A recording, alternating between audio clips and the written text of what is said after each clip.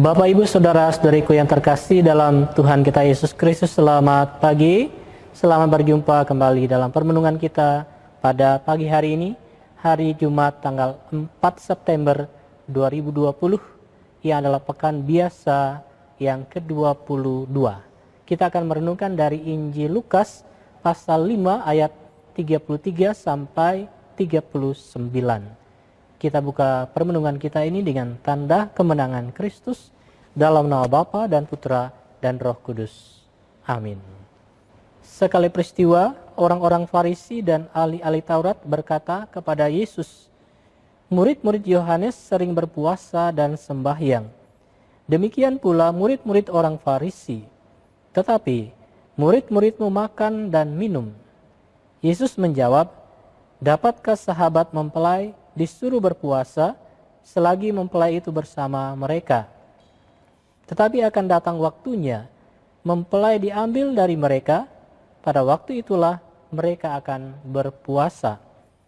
Yesus mengatakan juga suatu perumpamaan kepada mereka, "Tiada seorang pun mengoyakkan secari kain dari baju yang baru untuk ditambalkan pada baju yang tua. Sebab jika demikian, yang baru itu pun akan koyak. Apalagi kain penambal yang dikoyakkan dari baju baru tidak akan cocok pada baju yang tua.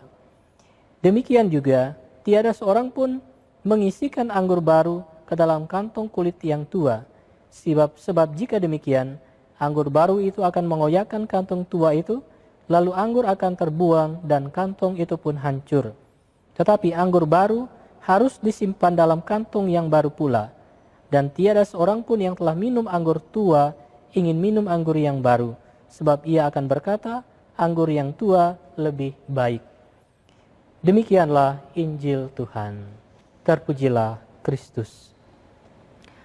Bapak, Ibu, Saudara-saudariku yang terkasih dalam Tuhan kita Yesus Kristus, Yesus berhadapan dengan orang-orang Farisi dan ahli-ahli Taurat yang memberikan sindirannya kepada Yesus berkaitan dengan tindakan murid-murid Yesus yang tidak berpuasa dan sembahyang.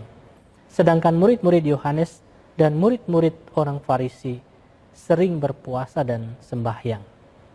Dalam menanggapi persoalan yang disampaikan mereka, Yesus memakai perbandingan dengan kebiasaan pada perjamuan pernikahan tentang kehadiran mempelai dan tentang minum anggur yang baru. Yesus membawa pembaharuan dalam melihat, yaitu tentang peraturan-peraturan yang dibuat supaya orang taat pada peraturan yang membawa kemerdekaan bagi mereka, bukan lebih banyak menjadi beban yang berat yang mengikat banyak orang. Saudara-saudariku yang terkasih, seorang sahabat tidak akan berpuasa ketika mempelai masih bersama dengan mereka. Akan tiba saatnya mempelai itu diambil dari tengah-tengah mereka. Pada saat itulah mereka akan berpuasa. Inilah gambaran yang diberikan oleh Yesus. Yang dimaksudkan Yesus dengan mempelai itu adalah dirinya sendiri. Peraturan dan kebiasaan yang dibuat dan dilaksanakan sesungguhnya mempunyai nilai yang diutamakan.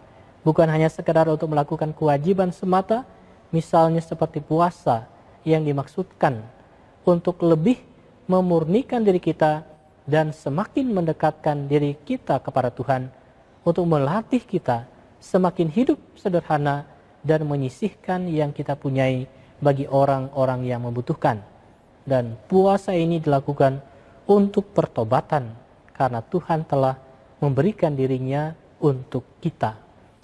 Saudara-saudari yang terkasih dalam Tuhan, Yesus datang membawa kedamaian untuk kita.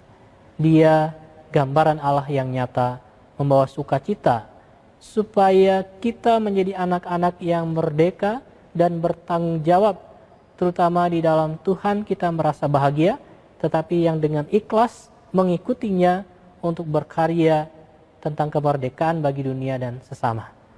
Marilah kita berdoa supaya kita menjadi murid yang setia dan taat, tapi sungguh damai dan bahagia karena mengalami sentuhan kasih Tuhan.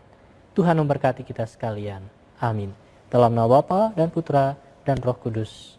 Amin.